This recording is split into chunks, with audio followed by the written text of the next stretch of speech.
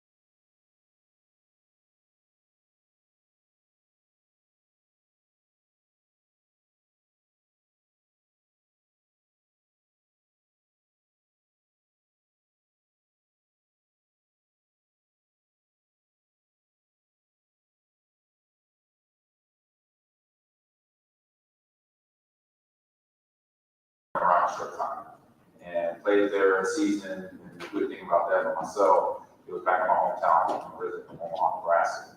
So it was Omaha Nighthawks. I played there for a season, and then after that, it kind of settled and was trying to basically figure out where my next move would be in terms of my career moves. And so I settled into going into coaching and broadcasting. So I did a lot of the NFL broadcasting boot camps that they offered for players. Worked business school and just a few other activities like that, and got experience, got teachings, got information from people in the industry of broadcasting, people in the industry of coaching, and that by the end of 2012, 2013, that's where I was kind of like, this is where I want to be. I want to either broadcast, hopefully somewhere on CBS, Monday Night Football, ESPN, the panelists on a show, Sports Center, NFL Live, or something like that, or coach sports. And I played a lot of sports growing up: football, baseball, basketball, track, volleyball, swimming. And so where I still live now, where I lived then was Green Bay area, Green Bay, Wisconsin. And so I started doing that. So I started coaching football, baseball, personal training, weightlifting, and functional training for just athletes from all other sports to make sure that obviously you build your strength, your flexibility, things of that nature. And then I say the one part of me being an athlete, we gotta have our time to kind of unwind. And so my unwind time for myself since I was age 5 was playing video games. So from the time I started playing flag football, I had a collegial vision. My dad was into IT. He was an IT guy for a company out of California called Northrop Aviation, and he worked on computers, repaired computers for them. So occasionally he'll bring a computer home. And I remember when he brought the first Apple II home, it was probably big as our kitchen table. He repaired it and asked me, "Hey, check it out." Press some buttons on it, let me know it's still working. There's some games in there that I programmed. If the games don't work, let me know. If the computer shut down, let me know. So I said, no problem. He showed me where the power button is. I hit it, and then got to Carmen, San Diego, and Oregon Trail. Played each gave them probably about half hour apiece. And I said, I think it's working. It didn't shut down and anything like that. And I pretty much took from that standpoint. And so, by day, I was a student, making sure I had A's and B's, and then I go to football practice, or baseball practice, or basketball practice. And by night, if I had a little time before I had to go to bed, I'm playing Super Mario Brothers, or Tekken Ball, or 10-yard fight, or something like that. And as I grew up, the systems, got bigger, more cooler. I had Nintendo Entertainment System, Sega Genesis. Then eventually, once I got to high school and college, PlayStation 1 came out. And that's where I knew that was my thing. That was my hobby. When I needed to take a break from football, or just detach. You got to have that because football, obviously, is physical. It can hit you mentally. Having a big loss, things of that nature. And by the time I got to Green Bay, guys on the team will go hunting for fun. I'm like, I'm gonna go hunting in a different way. I'm gonna go play this game, called Halo, and it's a virtual, map or RPG game before it went multiplayer. I can go hunt that way. I'm not really killing nobody or killing things. So I said that's my area of fun. So, and then like I said, once football got done with that background of that video game, I started basically fanboyed it. I went to E3, DreamHack, PAX, East and West. Met this guy right here to my right during that time where, between my passion, I found also in video games in terms of loving the competition side of it, and then learning the aspects of video games that I was now becoming more mainstream than underground. Because underground for me, it was at our friend's house or in the players' lounge in the Nebraska locker room or at the Seattle locker room or the Packer locker room. We had a PlayStation, we had an Xbox, and we'll sit there between practices and between meetings and see who was the best at Madden, at 2K or EA, or NBA Live, things like that. And so I was like, you know what, I'm gonna delve into this passion like I did with football and see what comes out of it. And so when I remember 2016 E3 is pretty much one of the years I really pushed in, because before that, me and Larry, we met in 2015 or 14, 17 around there. And so I had another guy that he knows and I know very well down in Basket was already in the space. He had worked for, a company called Games, which is a company that builds out portable gaming entertainment environments. Basically, you can carry with you. It's about 50 pounds, so that's a big guy still work out. So I have that during going through TSA and all that. But it has a monitor, it has speakers built in, so Xbox, PlayStation, whatever you want, you can plug in and go. And so he grabbed me one day and said, that E3 in 2016, he said, hey, stay on my head, make some business cards, which I did prior to that event. I said, let's just go around the lobby or the convention center, and let's meet and greet with all the people that I know in the industry. So he took me from meeting people from people that I kind of knew already, but met more people at EA, Microsoft, Sony, Bethesda, Lucid Sound Audio, Astro Gaming, Logitech. Just the list goes on, from gaming companies to peripheral, keyboard, mouse companies. And from that standpoint, I was like, this is pretty cool, meeting these people. Some of them that were also big football fans, they're like, what are you doing here? Like, we know why Hank's here. What are you doing? I was like, well, we're just identical. We both, we were athletes. Now we play video games. We're just trying to get into the industry some way, somehow. And what strikes me is that it's not about your NFL career, which is great, but right. It's about your what, 44? 45. 45. Okay, that's just a sample to understand that, this is a millennial person who, if there were offerings in a casino of video gaming opportunities and fun like that, him and his buddies would be there all day long, playing against each other, and then, the casino getting that big. But we're going to get into that. Amon, I appreciate it. I didn't mean to cut you off for that, but let's go on to Larry. Why don't you introduce yourself, tell us what you've been doing, and how you got involved in all this. My name is Larry Ridley. I'm a sportscaster for CEC Sports, HQ in Cincinnati, Connecticut. Also a sports anchor for WCS Championship in New York. Been in the broadcast space for 22 years, worked in a bunch of different markets, started in Kentucky, worked in Nashville, Tennessee, my hometown, Jackson, Mississippi, Miami, Florida, Boston, Orlando, and then New Jersey for 6 years. I live in North Jersey in Bayonne. Got with the guys at EA Also myself, I played football in college too, Middle Tennessee. I think one of mine, you guys probably read or saw about 3 weeks ago. Unlike Amon, I was not talented enough to go play pro football. So I knew then I needed to have a plan B. So my plan B was broadcasting, and I've been doing that for 22 years. When I was in Orlando in 2012, from 12 to 16, EA, they made the mandate there.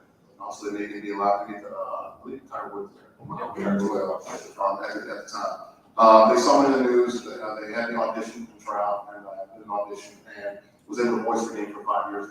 I was one of the voices in the man game. I did the halftime show, the pregame show, the postgame show, and I voiced some other ancillary parts throughout the game. Mainly, what's the tutorial? Practice mode or skills mode. What is it called? It's something with G. Yeah, the dunk. That was a lot of players. So that's the part that I voiced. So getting with EA, that's when basically I had foray into esports and learned about this, the whole, community, whole, ecosystem, learn more about it. I know that, I don't mean to interrupt, but EA is Electronic Arts, so it's a video publisher. Yeah, I mean, probably the number 1 sports video league in the world, man. Then you got 2K, NBA, 2K. It's funny, I cast for Madden, EA, and also for NBA 2K. I was the first host for the NBA 2K league, which is another thing. They partnered with the NBA. It's basically the 4th, league of the NBA. They pay the guys. They live in the cities of all the NBA teams. They get a salary. You got health benefits and everything that comes along with that. So we all got together. We've been doing it for 2016. I currently have a Madden league that's on television right now on a network. We've been doing that for 2 years. A couple of years ago, during the pandemic, people were looking for content. Sports world shut down. I stopped working for about 6 months. So people were looking for content. Esports a little cheaper. We pitched a couple of shows. We were able to do that. So we've been doing that since May of 2020. So that's something that's really helped us. And then I met Amon in 2017. We cast a lot of Madden. Been to a few Super Bowls to do that. We were out in LA for the Super Bowl. So this whole basically this whole space is growing. What I want to talk to you guys about real quickly is getting into the casinos. That's the biggest part of my business now with the esports. We're a small production company. Even though there's a couple of guys that I work with. We went to Foxwoods for 18 straight months in the Mohegan Sun, Rivers Casino, Schenectady, Philly, Resorts World. We go to these casinos literally every month and we do live activations. They basically, pay us to come out there. We, network and market to our people. They play offline. We usually get 200 to 500 guys will sign up and play our Madden leagues, play offline, and then like the final 4 or the final 8 will come play live at the casino. So we do that, we set it up. We don't need a whole lot. It's not a very big footprint, but it looks good. It's about a 3 to 4 hour broadcast, about 4 or 5 games. I've got NFL players like Amon Green or someone else broadcasting. It's live on Twitch, YouTube, and Facebook, and then it appears on television a week or 2 later. So that's very important. Like I said, we've been doing this for 4 years now. And we go around the Northeast, around the country, doing these live activations. It's not very expensive. We get a lot of, good engagement with the fans. People walk by, they want to see them on their ears to talk like, oh, this looks like the NFL, it sounds like the NFL. They see it and they want to get their kids involved. We have a station set up to the side so people can play as well. So that's something that's really been growing and something I definitely like to talk to you guys offline about more. We're getting into those goodies on the stock, so I want to ask you some questions about that. Let's go on to our next panelist, Scott. Hi, I'm Scott Houston. I'm Chief Information Officer here at Stockton University. Filling many hats, including now esports as well. Kind of a unique aspect. I'll give more of the collegiate feel for esports and where it's evolving. It's been an incredible road for Stockton and really esports in the collegiate field altogether. In around 2019, right before actually the pandemic, we had a group of students, probably about 12 students, come to us at the university. They wanted to get something started with esports and kind of moving it more than just a club where everybody got together to play on Thursday nights, but into something bigger to compete with other schools and really move this along. Our president, Dr. Harvey Kesselman, was 100%. I don't think he could be more on board with an idea. He's really a futuristic leader. He saw that this had a lot of potential. He gave us some funding to start it up. I'm now able to say that our last event, we had over 600 students attend the event. So in just 3 years, we had pretty strong growth, having about 9,000 students total at the university. We're almost seeing close to 10% of the students now being involved in our esports program. It's important to understand that esports is the games, and I played many Oregon Trails myself, so we come from the same roots. We do have competitive gaming teams, so we have about 70 students playing over about 14 different titles. They've traveled around the country to play. Our Rocket League team finished second in the world at the championships. There's a lot of opportunity for competitive play, but there's also a lot of tangential involvement as well. We see a lot of students who aren't, the hardcore video gamers, but it fits the genre and the lifestyle that they're living, and they want to be involved in it. Between the cosplay activities and just the video game aspect, for us, it's all about providing another avenue for students to really fit into the university, even if they're not the 18-hour-a-day gamer playing, various things. We also have an academic program that's kicking off. We actually have 2 amazing professors. I'm going to point them out, make them raise their hands real quick. They are leading an academic program. We're piloting our first class actually this fall. And we hope to have a major and different certificate programs kind of kicking off after that. So I encourage you to talk to them as well. It actually is falling under the hospitality department. And that's because we've seen how many connections there are between esports and the casino hospitality market.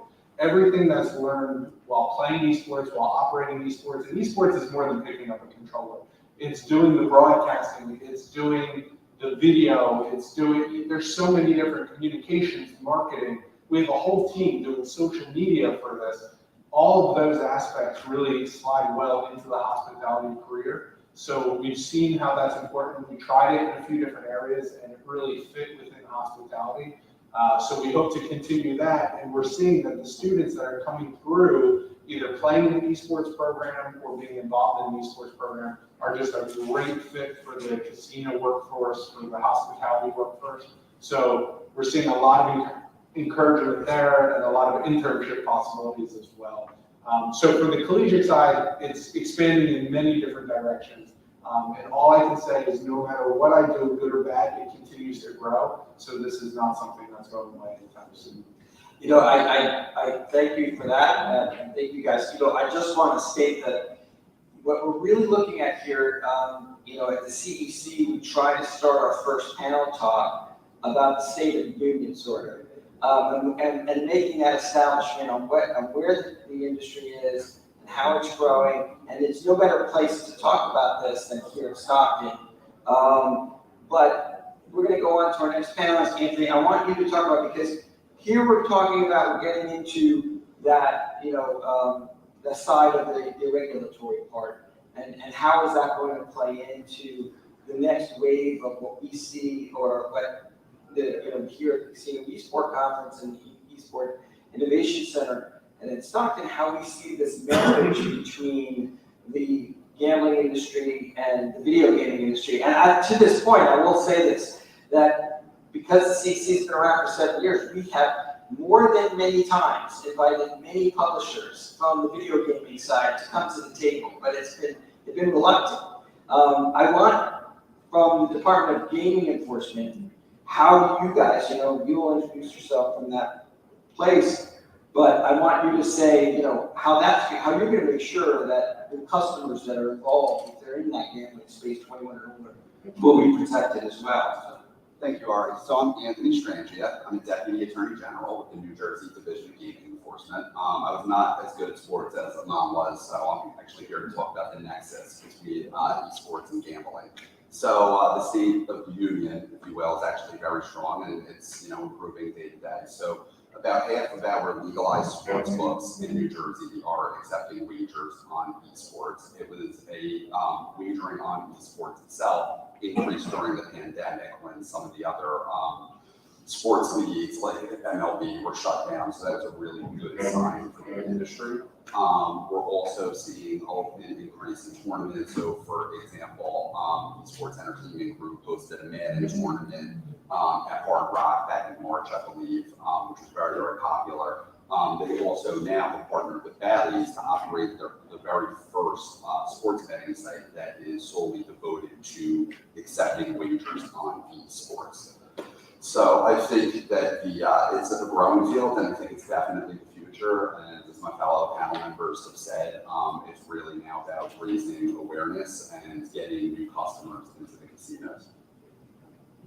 So this talk, as I said, is the current state of what's going on in the esports, and I like to cover a few topics. The financial, obviously, how to realize where the money is. And then we're going to get into the legal, and I talk about more or less about the cultural. So what I would like to do from this point on is, if you could touch on those three topics, Amal, we'll start with you, and where you see esports, the financial aspects for, colleges, particularly, start from your experience, colleges, the legalities involved, how do you guys make sure guys are not cheating, that kind of thing on your levels. And then the cultural aspect, what is the effect of the fan? You know what I mean? Because coming from the NFL, you can't have, if there were no fans of the NFL, obviously, you wouldn't have anyone show up to a game. So there's been, over many, many years in the NFL, there's been a development of a culture. And that goes along with everything. That goes along with dedication to that team, or being a fan of that team, or the barbecues people have in the lots and that kind of thing. That's the cultural aspect I'm talking about. And I've talked to many, many people who have started wagering apps, who have started business in the esports business on the esports side, and they're like, we're not getting the customer. That's what I want to touch on culturally. Why are they not getting that customer? I'll start with the financial side from a collegiate level. I know right away, my year one at Lakeland, so I also coach esports at Lakeland University. Been there for 3.5 years, and actually this semester started teaching a class, as Scott mentioned, here at Stockton. I'm also teaching the same class, like Intro to Esports. We put another communications to weight because of the broadcasting element of it. But in each section of the class, not to the section that on finance, but when we do get there, I say one part of finance at the collegiate level is what I experienced year one when I started recruiting players, calling them on Zoom because it was COVID.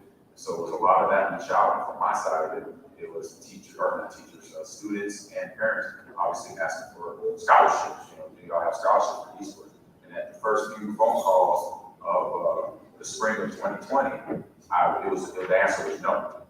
Because I had just got hired. They did have a budget for building out the facility and getting the gaming stations, getting the furniture, but they did not have in the budget for scholarship after yet. So I mentioned that right away because I think after about 3 months on the job, administrators came to me and said, Mom, what do you need? So basically come to us when you need something. I said, all right, well, I need to get finance for scholarships because just like football, baseball, basketball players, they're looking for scholarships, full rides. And so I put in that request, and within, I say by the next semester, or next school semester, 21, that spring and that fall, I had scholarships. And so right now, we have a $12,000 scholarship, which is $3,000 per year. So break it down, I think $1,500 per semester. And then on top of the scholarship side of it, the leagues that we play in, or similar to like Big Ten, Pac-10, ACC, it's MACE, it's EIC, and it's ECAC. And those leagues basically are those conferences. They pay out prize pools that are either directly to the student. So we, for example, my students and I, in the spring of 2021, we played in a little all-season tournament of the yard on Madden, and I was able to participate because it wasn't an in-season event. And me and 2 other students basically won, I think we came in second. We won $750. So basically, I split it among the players. So I'm a faculty member. I got a paycheck. I can give it to them. It's not a violation because NCAA, even though we're D3, they really can't touch that funding or that money for the students. So that student, they split, the 2 students split $750. So when I tell that to students, I don't think it really registers to their, that when you win a competition, you win the championship for Rocket League or Overwatch, that you're going to win actual money for yourself and you put that money where you want it to go. That is your money. You can put it towards your scholarship, debt, or you can just save it and put it in a bank account. And so other leagues are coming up with ways like that for at the collegiate level to get more teams to sign up, to get obviously more students. And then another good way or a good program that I say EIC, which is based out of Wichita, Kansas, and they sit in ACE. They are doing paid internships for broadcasting and behind the scenes of production. So from Twitch to YouTube, that all these games get broadcast on, the student can now intern virtually or intern in the summer months and go down to Wichita or get an assignment sent to them virtually to do on campus at their university to help with the esports team in doing the whole production for their games that happens here Monday through Friday on their Twitch channel. Because mostly every school has a Twitch channel now, if not a YouTube, and both, and the social media side of it, or the marketing side of it, or coming up with how you develop a fundraising program for X event for the esports scene to raise money for jerseys or whatever, travel, things of that nature. So the finance side is really more of I said they're making it more of a teaching model for all the athletes involved and the students involved, because you don't really all have students that are playing Rocket League or playing Overwatch. We have students. I know first year one, I had students that were student employees that were handling the social media, that were handling the production of the stream, along with my assistants and guidelines, letting them know this is the equipment you need to use. You need to hook it up like this, and this is how you sign in, and this is how you go live. They're getting paid to do that. A lot of universities are doing that, and all these conferences I mentioned. ECAC is the East Coast Atlantic Conference. NACE, or NACE is the National Association of Collegiate Esports, and NECC is the New England Collegiate Conference. Did these conferences, I want to get to the legal part of it, did they make sure that things are up and up and nobody's cheating? Yeah, they have the guidelines and rule books, like we can, simple stuff, similar to probably what our rules are for Madden, especially when it's virtual. Before we got in person, was you can't pause the game when you're in the middle of a match, because obviously that's a sign of you either potentially changing out the competitor, saying, hey, somebody started playing and you pause it, get so-and-so in here because they're better at this, so you can't pause it. So if you pause it, you automatically force it. Are there eyes for that, like referees? We all have them. Well, I know we do in person for that. They play live. Right. And we record the streams. Right. Yeah, so we use the same rules. Okay, well, have you heard of EIC, right? Esports Integrity Coalition, they're based in London.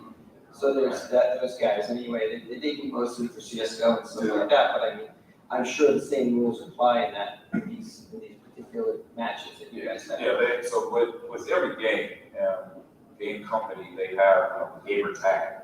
And that gamer tag is literally like your social security number. Yeah. So whatever your gamer tag is, it links back to all the games you play, so these are your stats. So if you don't sign in with that gamer tag, then that's going to be a red flag to whoever's watching the stream, who's paying attention to both sides, both teams signing in.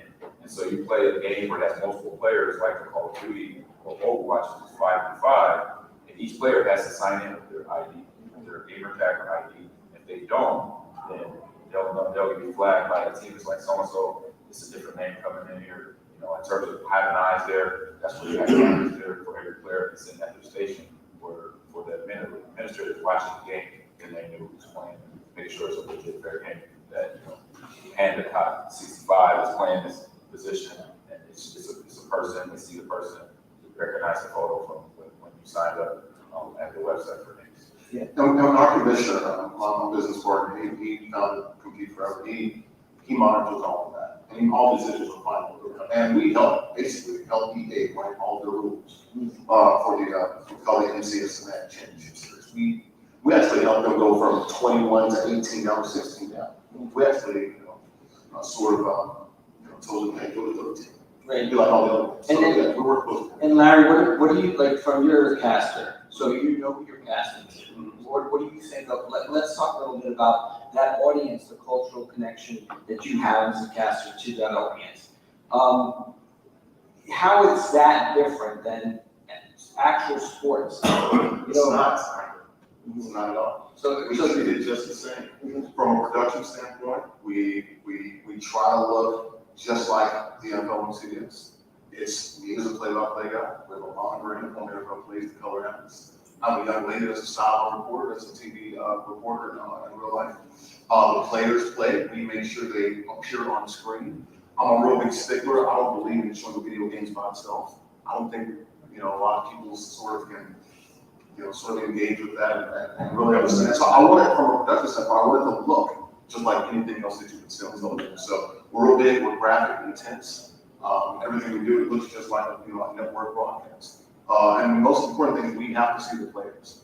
I will go crazy about seeing the players, like get the cams up, and that's part of the process of making sure everything is ready. So, like I said, it's a relationship with EA. We literally every year talk to them about, hey, what's working, what's not. And what about the financial side of it, from the commercial sector, from going above the college levels? You talked about scholarships, we're talking about, where's that money? And we'll get to your end of the side too, but where is that money being made on the Madden tournament for sponsorship? It's probably 75%. What do you see beyond sponsorship? Where do you see any other, do you feel that there's any other money-making opportunities in, when you cast a Madden event? We see some like a little bit with apparel, but no, it's mainly sponsorship right now. What about fan base building and pay-per-view? Is that a possibility? No, not for us. The biggest thing for us is just, it's, when I tell people about esports, and just like anything else in life, it's a lifestyle, right? Yes. So we want to try to be as authentic as we can be with these people. We really have a strong hold on the community. We have a database that's really helped. We've got probably 7,500 Madden players on our database. The top 10 Madden players right now in the world, 6 of them started in my league. So that's what we've really, built, and working with the publisher has really been the best thing for us. I just want to note that you're talking specific about the Madden community. Yeah. So I've done Rocket League. Yeah, so there's many other games that that have larger audiences. Okay, so I want to go to Scott now, and I want you to explain a little bit more about your program, about, touch a little bit more on what Amon said. Yeah, let me back exactly what they said, is that out of our players who are competitive players in many different titles, we're actually not a big Madden school, but, we're playing a lot of the other titles, Valorant, Rocket League, League of Legends. These students are also student athletes. Our star track star is also an esports player. So there's this perception that it's the computer science program that is only playing esports, and that could not be more incorrect. We have biology majors, we have nursing majors, we have male players, female players. We're about 60-40 right now, which we're really proud of. It's not who is stereotyped on TV as being an esports player. So who do you have to market to? The normal person is who you have to market to. It's a lifestyle. It truly is. I think where the money can be made, because I know you brought that up a couple times, there's many aspects to it. I think for the casinos, it's learning what these individuals are looking for when they're there. If you bring a big event to a casino, you need to understand that these are people who love to compete in video games. And they don't want to go pull a lever to find out if they win. They want to be involved in their winning. So skill-based gaming is something we talk a lot about. And that's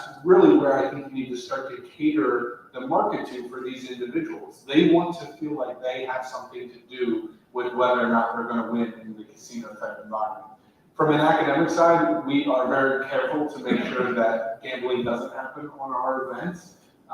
We're not regulated there yet, and we really want to keep collegiate esports where it's at.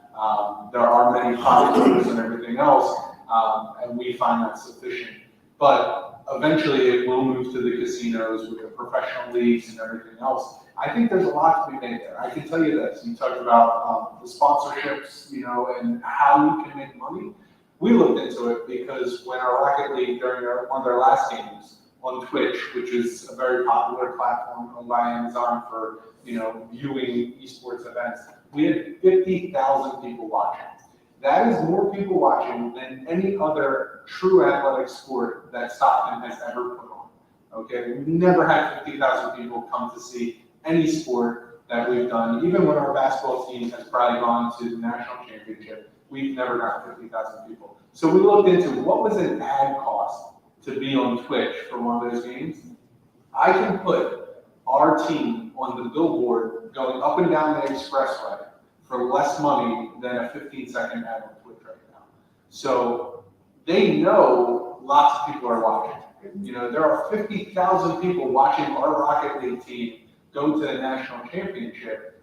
There's a huge marketing opportunity there. So I think there's money to be made there. There is money to be made in the casinos if we learn what this demographic of esports player is looking for. And we get to that point in a minute, I just want to interject that is why I see a differential between esports and the sports fan. So when you work hard as an athlete, professional athlete, you can reach the highest levels of perfection in playing in the most, NFL, MLB, whatever. Esports people. Yeah, that one.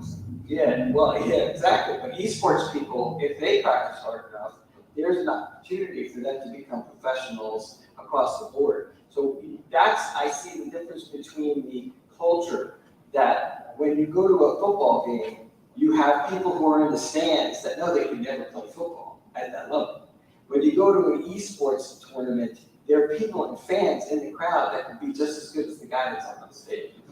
So go ahead, Anthony. Well, and also, like, just, 7 to 8% of college students play video games. Yeah. So they're already gamers, like, they're more casual gamers than competitive gamers. Right. So you can tap into that market and they have parents too, so. Yeah, 10%. It's 10% of the overall video gaming community worldwide are competitive players. I mean, the number's growing, but you have 3 billion gamers worldwide.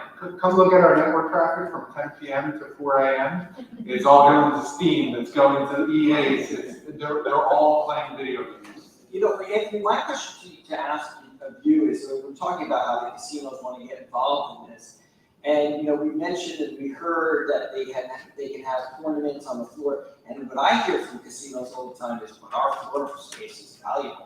We when we have a slot machine on that floor, it's turning that revenue up like, unbelievably because, people will drop $100 in there and then, in 5 minutes it's gone. But I mean, they're also trying to keep, or as far as the casino is concerned, to keep that person involved. So it's almost like they talk out of two sides of their mouth because they want the customer to sit there longer, but they also want that turnover rate. I look at esports in particular as like poker. How do you see that from the Department of Gaming Enforcement, and how does a casino then translate that into a customer that can come back, meaning a Players Club member, etc., like that, and how do they comp someone like that? Yeah, absolutely. So let me take a step back because I think it really relates to how we handle sports betting generally. So it's exactly like Larry said, we don't differentiate between wagering on professional football or wagering on esports. So in New Jersey, we have a statute, it's 5:12A-11M, which says before any of our legal sports books can accept wagers on an event, it first needs to be approved by my agency, the Division of Gaming Enforcement. Those requests come in either from the sports books or the leagues themselves.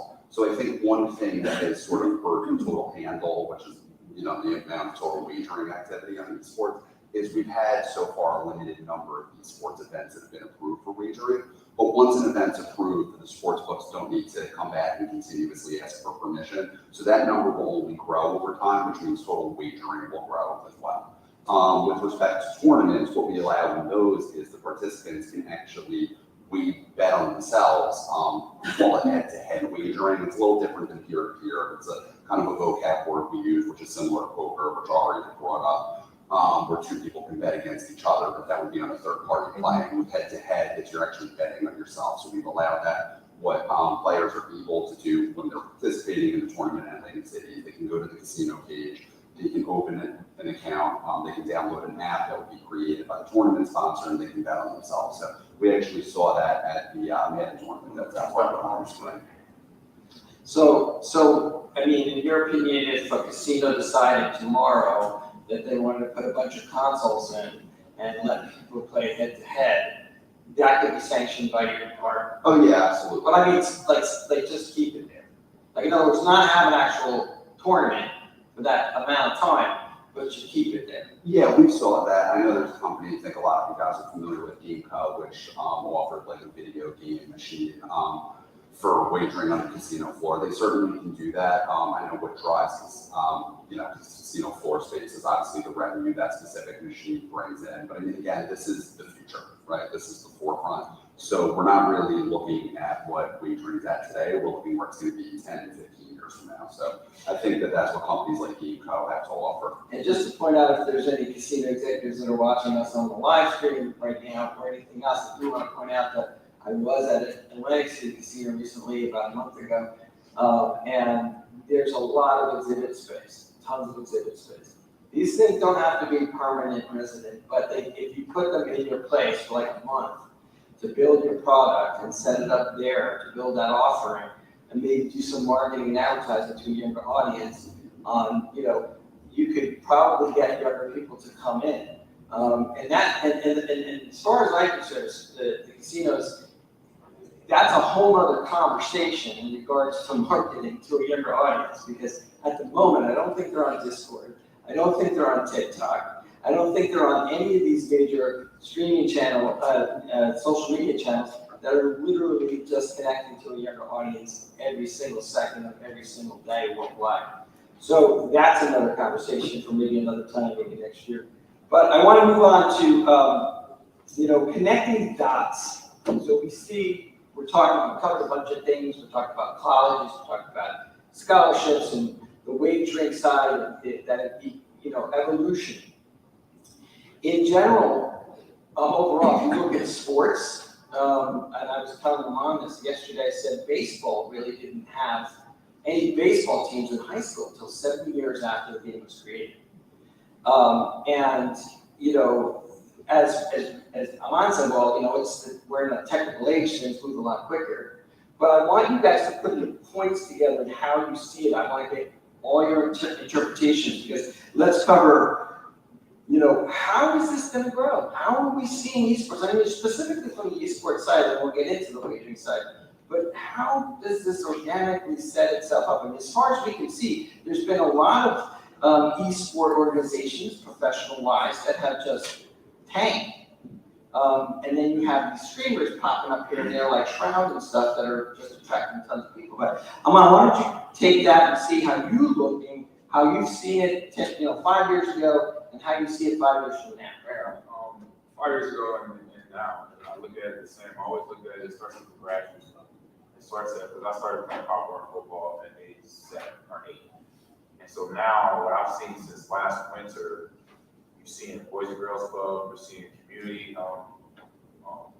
programs, community centers. I mean, I've talked to community centers in LA, Arizona, my home state of Nebraska as well, where they're organizing Fortnite, Roblox, Minecraft program for 5 to 10-year-olds right now. So it's basically grassroots level, and it's going to continue that way. And I know when I got hired at Lakeland in 2020, in Wisconsin, the high school level was the only level of esports. Since then, now we have it all the way down to the middle school, or the elementary level. So there's esports programs at elementary schools now within 3.5 years. So that was not that long ago. So it's going to continue to accelerate to eventually where, we pretty much, like Larry mentioned, when we do a cast, it's just like watching Monday Night Football. So for all the casting that you see for college sports, from CBS and Fox 1 to ESPN and all the different ESPNs, and you're going to see the same thing with esports. I'm part of a group right now in Los Angeles called ESTV, playing esports television. And we have 24-hour distribution. Esports from competition, from all levels of what we're talking about right now. From casual gaming to behind what we call off the sticks, off the controller, off the mouse and keyboard work. What is Ninja doing when he's not playing Valorant? What is Shroud doing, Nate Punch doing when he's not playing Call of Duty, games like that? So it's doing the lifestyle exposure of professional to down to the casual gamer. I do a podcast right now called Lonnie's Game Time, where it's more of a variety show. I start in with myself and my co-host talking about what we did from last episode, but then we go into the hot topics of what's in the video game world, from either the business side of it to what what the bottom line is for Activision, what's going on since all their, I say mishaps have been going on since 2 years ago. What NBA 2K is going to look like day one when it launches, how many copies they're going to sell, to what fun games coming out for, or whatever. So I'm going to talk about all that stuff in the show. And there's other, I'm not the only show that does this. And some of the show, my show and another show called Inside the Game, is a game that critiques and breaks down game reviews. So when games come out, which is about, I say on average in a 52-week year, there's probably on average 20 games that come out that are released.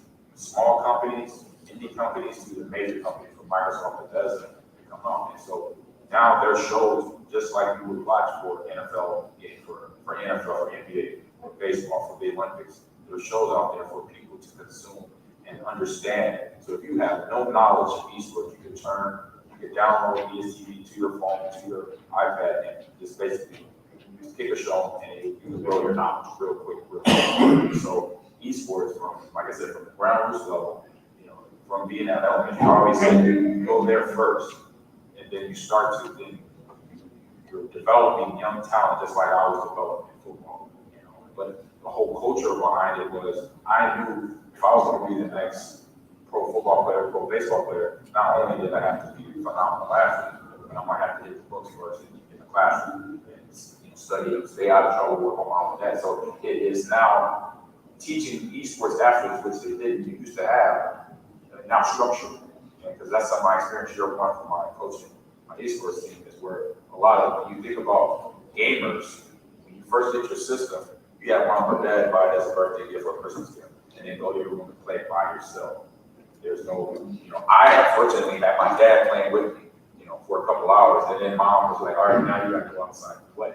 So now you're getting gamers where they're in a structured environment where practice starts at 4 p.m. or it goes to 7 or goes to whatever, 10 to 11. There's time that is now organized to say, practice starts, we're doing this for 30 minutes, then we're doing this for 20, then we're doing this for 45, and then practice is over. But then when it's over, that means get your rest. If you're a college student, study up for your courses, go to work, do what you need to do in a day, but then make sure you time manage and understand that you're a student athlete as well. So it's teaching and growing in so many ways that students that are hardcore, that means that was like me, passionate about playing traditional sports, they're gonna think the same thing. Oh man, I could be this ex Overwatch player, this ex Call of Duty player, or maybe a 2K player, but this is what I need to do first to get there. Yeah, dedication. You gotta have that dedication, but it starts at the ground level. Once you build that, then the esports athlete grows up more like the traditional sports athlete. They know it's going to be work. They know they have to put the time in. They just can't go. You're not going to just become that player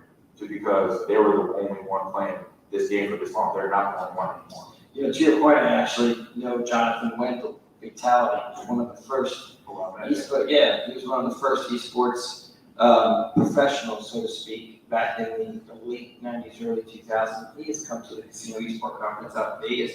But, to your point, he didn't even have any of that structure.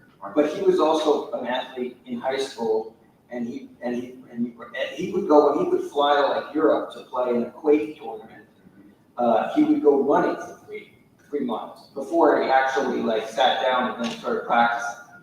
Because he had to get himself acclimated, and it was the same kind of mentality. So it's funny because the brain and the body are connected in so many ways, but with esports, the brain is even more vital to staying sharp on what you're doing. Larry, why don't you tell me what you've seen in the last 5 years, and what you see for the next 5 years, and how do you see it grow? We know he said it's organic, but now let's hear your point, what you've experienced. No, that's a good word, organic. You talk about grassroots. I look at it like, you look at some of these large organizations, Phase Clan, some of these orgs, they get like 2-3% of the money in esports. It's on everything else. It's on marketing, it's on culture, how do you want to define that? And that's kind of how I look at esports, like we talked about the casual gamer. When I talk to these casino operators, and I've probably been about 2 dozen casinos doing these Madden tournaments. I tell them all the time, your customers are dying. They'll be dead in like 10 years. The average age of an NFL fan is or baseball, 50, 55. Yeah. So the reason why the Madden game and it works for the NFL, the younger audience identifies with the NFL through the video game. That's how they know the players. They go through the roster, and it's the same thing, and that's where you look at. That's where everything is connected. So we're all interconnected here, and it's just a matter of us just making it work. And I think that's something that's really huge out there that that a lot of people are really talking about. So Scott, for Stockton, when a student wants to major in esports, but they want to major in esports gambling or esports hospitality, what does that look like? So I think that's what we're trying to figure out. Luckily, we have a lot of experience, in those areas already. So it's kind of melding it together and also figuring out what is the future of esports and how does it tie into those. I mean, obviously, we're an institution that makes, data drives all of our decisions. So let's look at the data. Youth sports, traditional youth sports, are declining. Enrollment in them, participation in them, the length that a student plays in them, all declining. Esports is picking up that, area, and video games in general are taking it. We also look at adults. More and more adults are buying these systems and, the games for themselves than traditionally where they were just buying it for their children. So you are absolutely correct that is the direction people are going. We actually see adults we expect to come back for certifications in this. We also see traditional casino executives, hospitality executives that are going to need to learn esports in order to make better decisions. So they can come back, get a certification, pick up, a degree, whatever they want to do, to learn how they can start making these modern choices to really cater to this new industry that continues taking off. I mean, 5 years ago, we started seeing it, building. It's only going to continue growing from here. I really can't imagine it shrinking at all. You're absolutely right. The younger generation, they're learning the players from the game and then watching on TV and knowing the player because of that. And then going back to their game to try and get that player on their team. But it all now focuses around the digital world that they're living in, not necessarily what they watch on Sundays. They can also play Madden football 365 days a year, whereas they can only watch football 3-4 times a day, each week. They can play anytime they want, it's always available to them, and that's all of these games. It is 24/7. It's always at their fingertips.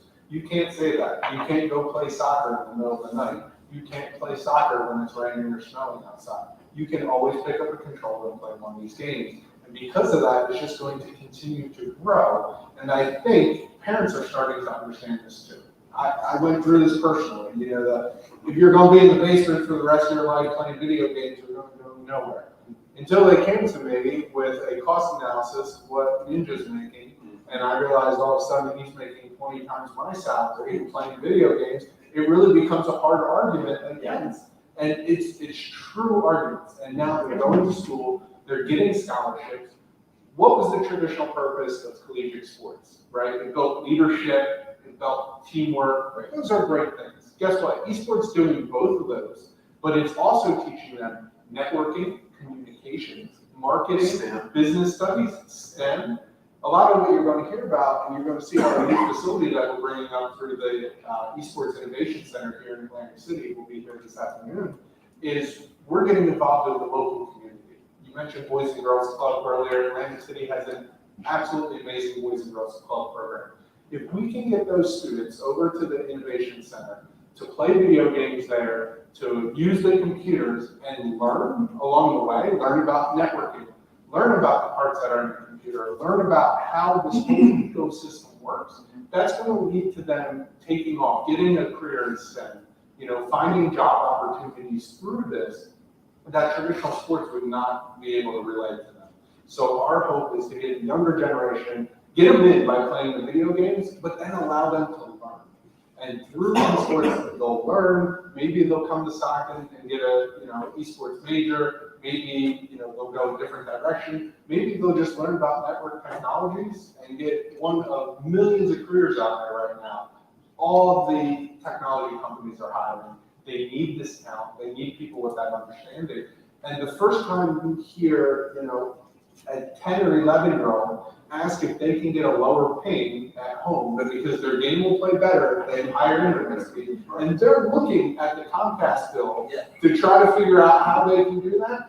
That's a magical moment, and don't miss out on that. Because that is them understanding technology and where it's going.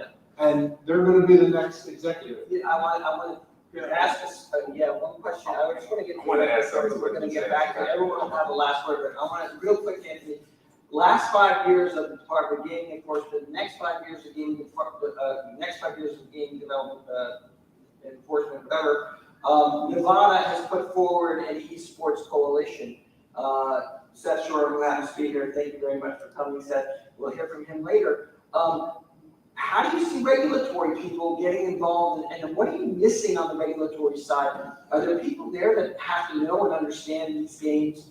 And you have people, or there jobs like that for people like that want to get involved on that side? Yeah, so like I said earlier, esports fits into our existing rubric of sports betting. So the way it works is basically just like placing another sports bet on a Major League Baseball game, right? We have the World Series coming up. You can bet on people playing esports, right? You as a third party can go log in your DraftKings app or FanDuel and place a bet on somebody playing esports. So it's not that we handle esports any differently from any other sport. With respect to any type of gaming manufacturer where they would like to produce a machine that is more esports centric instead of that old like lever-based slot machine, that's something that our lab would review. They would approve it. They would make sure it functioned properly. They would, assess the element of chance that's built into that game. So we have staff lined up to do that. I know for me personally, I'm in our service industry licensing bureau, so I license the individuals and entities that do business with the casino industry. So that involves sports books, for example. Well, what I'm saying is, don't mean to interrupt, but let's say the EA guys, these guys, get EA to come to you and say, We're actually working with them right now. yeah, you gotta review that, Yes. and you let us know if there's anything in this game that's head to head that we have to change. I mean, has that been reviewed, that kind of thing? Yeah, I understand what you're asking. So basically, if somebody wants to host a tournament like the Madden tournament, they would have to be registered with us as a vendor. In terms of events getting approved, like I had mentioned earlier, we always look at the integrity policy to make sure that there's mechanisms in place to prevent cheating. So because you're going to have innocent third parties betting on this sort of thing, so you want to make sure that the contests are conducted fairly and that people only wagering on, like, here's a good example, a live event, so that nobody can Google and run around. And it must be broadcast. Yeah, exactly, broadcast and everything. So I think that's important. What I'd like to just talk about, like the topic generally, where we see this going in 5 years, I would draw an analogy to when New Jersey first legalized internet casino gaming in 2013. That first year, I think the total revenue was like a tenth of what the legislature had forecasted in its budget.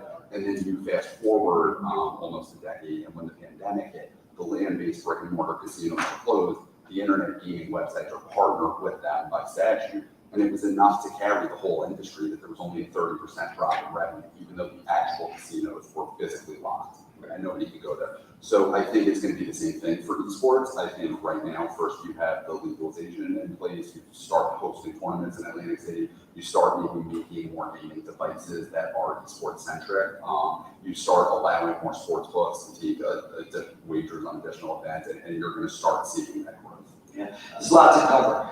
I'm on your point. Yeah, I wanted to add from what Scott was saying. He said it earlier about the student athlete and then track athletes playing sports, and that's where you can say, I've had conversations with football players. It's like, oh, you can't play in the fall because you got your football season, but you could come back in the spring to play Madden. It's a 2-semester competition. So that part is a truth. I'll say true everywhere. And then another, when we're talking about finance, just more thoughts are coming in as I'm listening to everybody talk. Between your Twitch channel, you have different paywalls. You have a base level, which is like $5.99 a month for subscribers. Then you have the second level that's around between $10 and $15.99, and then you have if you're already at Amazon. I mean, people in this room are Amazon Prime members, so you already are actually a Twitch subscriber, don't even realize it. So when you log in and actually watch a stream, you already paid, since you're being an Amazon subscriber, you already paid the third wall. You're also a member at Twitch. It's $25 a month at Twitch. So you're already a member. You're already a sub, you don't even realize it until you sub to a channel, then you'll have credits that you built up wherever you bought, paying on other Amazon websites or buying other items from Amazon. So you are already putting in your bucket to go watch, any stream and then pay per month that stream fee. So, and then the cut for the streamer, the content creator, because the people, wherever they have their Twitch channel, my university, I have my personal Twitch channel, there's the top wall or paywall is a 70-30 cut. The streamer or content creator gets 70%, the Twitch gets 30, and then on down from there. And YouTube, I think, is more higher than that. I think it's 80-20. So it's so many different, areas that between finance, between even what I think Scott too brought it up in terms of the actual what the kids are listening or learning. Learning, because I remember when I first found out about Twitch in 2016, I'm like, not only will a kid, I think they got to be 15 or 16 to be a streamer, but then they learn all the ins and outs of business, of IT, because they got to learn how to make sure their computers are updated for the new game, because it's a new update for every Tuesday, or anything Activision is every Wednesday and Thursday, Madden is every Saturday. So you got So you got 15-year-olds that don't understand it, and then you got to post on their social media, because if they want people to come to their stream, they got to view their stream, through their Facebook account, through their TikTok, through their Instagram, through their Twitter. So there's teaching a 15-year-old or a younger kid all that, what they need to learn, what they will learn in classroom, but they're learning it basically they're cheap for free. Once they create an account and they have a mom and dad approval. Yeah, well, we've run out of time. I wanted to thank Amon, Larry, Scott, Anthony. You guys did a great job. Round of applause for these guys. It's not all kids as well. The average age of a gamer is 31. Actually, I think it's 35. It's like 30, 35. So, and the other thing is, we're gonna try to get these guys over to the one in Las Vegas. We're actually adding an extra day to our event in Las Vegas called CEC University. So that's gonna be an in-depth discussion on everything, breaking it all down. So, thank you guys very much, and hopefully we'll see you in 2023 in Las Vegas.